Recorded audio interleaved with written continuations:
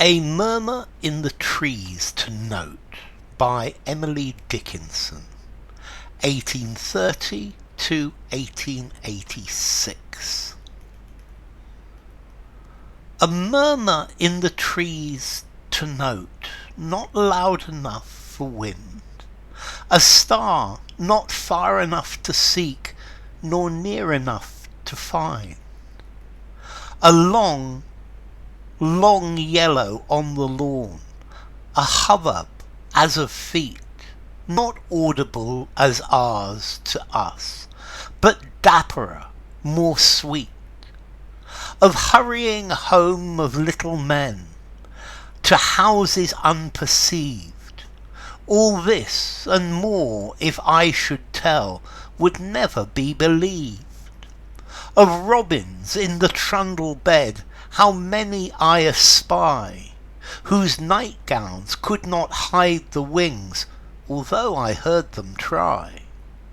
But then I promised ne'er to tell, how could I break my word? So go your way, and I'll go mine, no fear you'll miss the road. Okay, this is a poem by Emily Dickinson. This is about magic. This is an upbeat poem. This is a poem talking about magic, about the magic of nature, about little fairy men, of lights glowing, of the trees talking, of the robins being children. So this is by Emily Dickinson. Emily Dickinson from Amherst in Massachusetts, a small town where she spent all of her life. She wasn't famous during her lifetime. She was more famous as a gardener. She was a recluse, and I think most people viewed her as rather strange. Normally her poems are much more melancholy, but this one is quite upbeat and quite happy.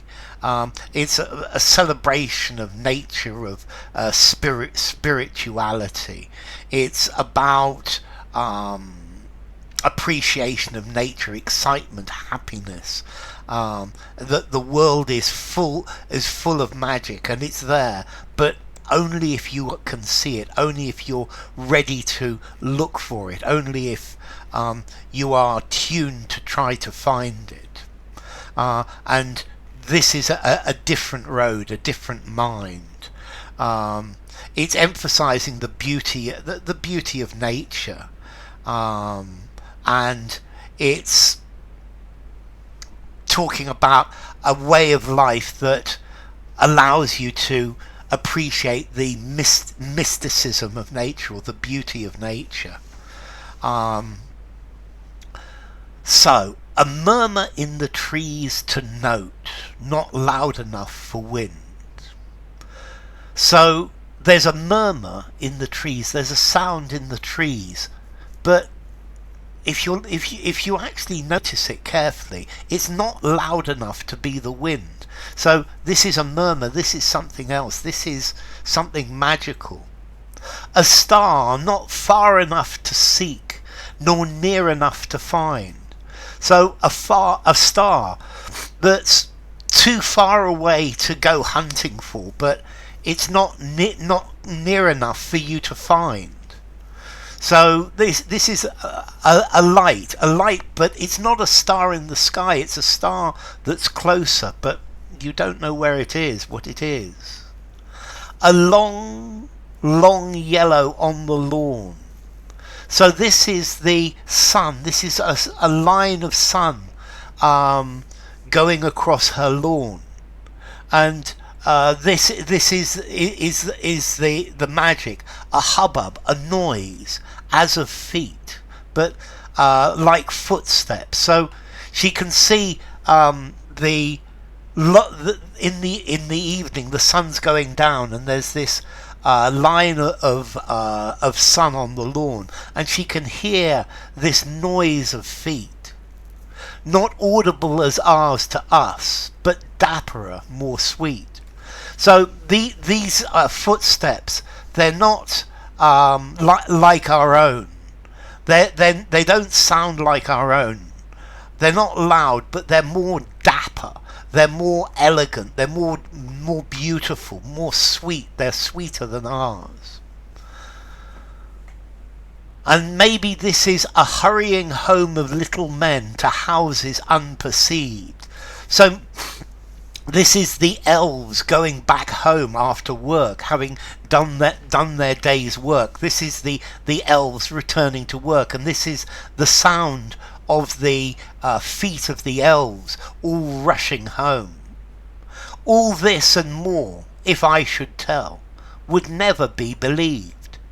So if I told people about all of this, nobody would believe me. Everybody would say I'm crazy.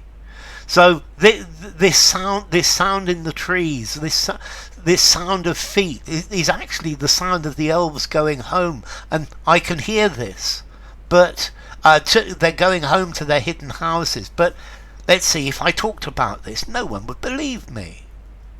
Of robins in the trundle bed, how many I espy. So I've seen lots of robins. A robin is a bird in the trundle bed. This is a bed that you pull out, and I think here the robins are like children. So I think she's talking about seeing robins inside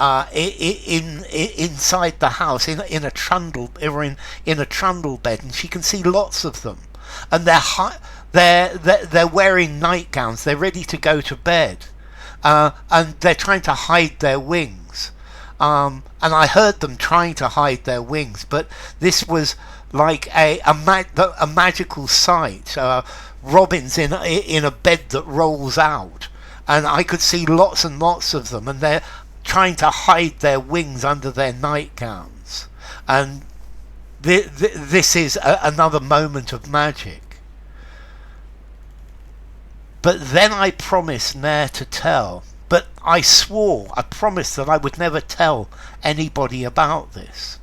How could I break my word? I couldn't go back on my promise. So you go your way and I'll go mine. No fear, you'll miss the road. So I am able to hear these things, and I will go my way. But you're not going to believe me.